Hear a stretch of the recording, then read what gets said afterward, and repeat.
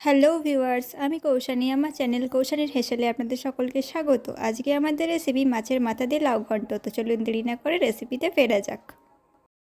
এখানে আমি লাউকে ডুমো ডুমো করে কেটে ধুয়ে নিয়েছি। আপনারা চাইলে সরু সরু করেও কেটে নিতে পারেন।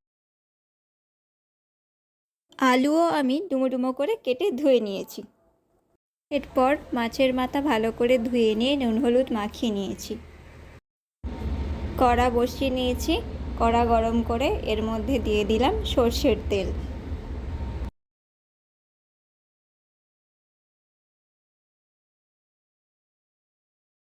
তেল ভালো করে গরম করে নিয়েছি। এর মধ্যে মাছের মাথাটা দিয়ে আমি ভালো করে ভেজে নেব। মাছ ভাজা হয়ে এসেছে। এবার আমি এই মাছ ভাজাটাকে তুলে নেব। এবারে ওই মাছ ভাজার তেলের মধ্যেই দিয়ে দিলাম তেজপাতা, শুকনো লঙ্কা ও জিরে ফোড়ন। এটাকে ভালো করে ভেজে নেব ফ্লেভারটা বেরোনো পর্যন্ত। এরপর এর মধ্যে ডুমো করে কেটে রাখা আলুগুলো দিয়ে আমি ভেজে নেব।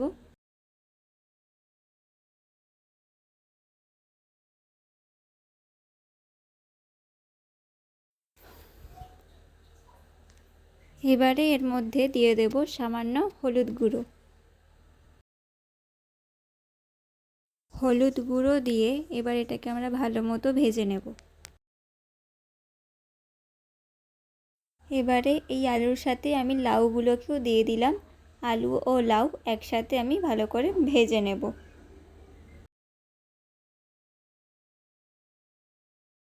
এর মধ্যে দিয়ে দিচ্ছি চেরা কাঁচা লঙ্কা ও 2 টেবিল চামচ পরিমাণ নুন ও হাফ টেবিল চামচ পরিমাণ হলুদ গুঁড়ো। এবার এটাকে আমরা ভালো করে আবারও ভেজে নেব।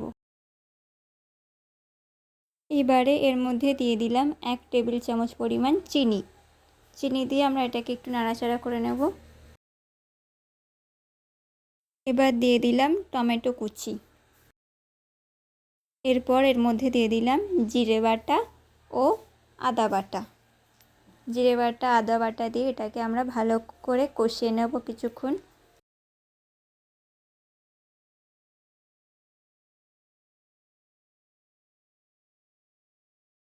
এরপর এর মধ্যে দিয়ে দিলাম হাফ টেবিল চামচ কাশ্মীরি লঙ্কার গুঁড়ো। সমস্ত উপকরণকে ভালো মতো কষিয়ে নিচ্ছি। এবারে এর মধ্যে দিয়ে দিলাম মাছের মাথা। মাছের মাথা দিয়ে এবার খুন্তির সাহায্যে এটাকে ভালো মতো টুকরো টুকরো করে ঘন্ট করে নেব। ভালো মতো এটাকে টুকরো টুকরো করে নিচ্ছি। ভালো মতো এটাকে মিশিয়ে নিলাম লাউয়ের সাথে।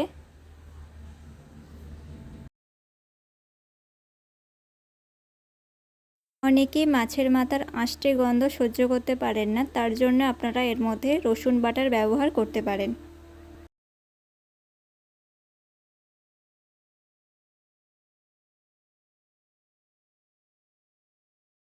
মাছের মাথা ভালো মতো ঘন্ট করে নিয়েছি। এবার এর মধ্যে দিয়ে দিলাম পরিমাণ মতো জল। জল দিয়ে লাউ ও আলুকে আমি ভালো মতো সিদ্ধ করে নেব।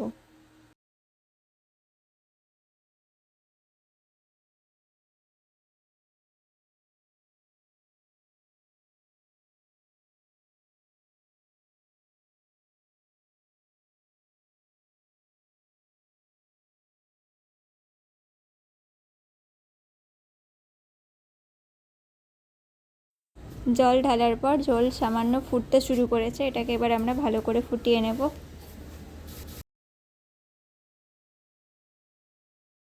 লাউ ও আলু ভালো মতো সিদ্ধ হয়ে গেছে। এবার এর মধ্যে দিয়ে দিলাম সামান্য পরিমাণে গরম মশলা।